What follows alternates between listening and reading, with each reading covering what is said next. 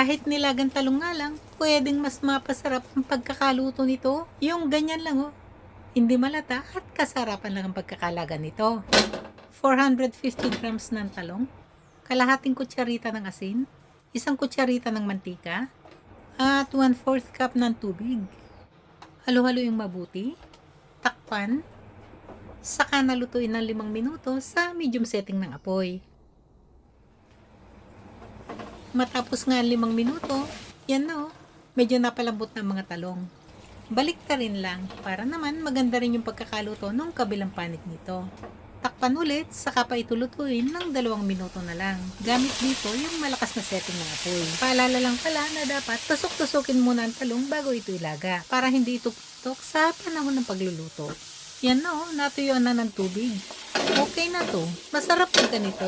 Manamis-namis at hindi talaga malata ang pagkakaluto.